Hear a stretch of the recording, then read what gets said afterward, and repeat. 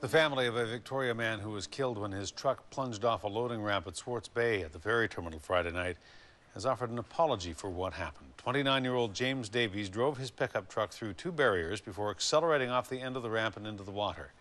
His family says that Davies was a kind man but had recently become unwell. And as A News reporter Andrew Johnson shows us, mental health workers are hoping they can find something in his tragic death that might help others. It was just after 5:30 Friday when a white pickup truck left the lineup for the 6 p.m. ferry arriving at Swartz Bay, sped onto the upper loading ramp, and soared right off the end of it. Stunned witnesses on board the ship about to dock didn't know what to think. I'm still in kind of shock because that's I thought it was a movie stunt. I thought it was a stunt that, but it isn't a stunt because I think somebody died. 29-year-old James Davies of Victoria was behind the wheel that day. His body was later pulled from the water. Today, his family released a statement through Sidney Saanich RCMP.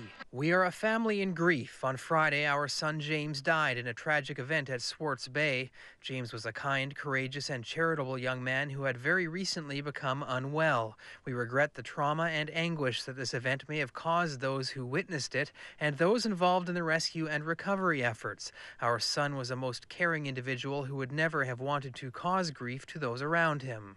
Sidney Saanich RCMP and the Davies family are teaming up in light of what happened Friday to remind Vancouver Islanders if you're having any kind of crisis, help is only a phone call away. And yet we don't hear about it because of the stigma and shame that comes with suicide. Heather Owen works for the Vancouver Island Crisis Line, where you can get help 24 hours a day, 7 days a week.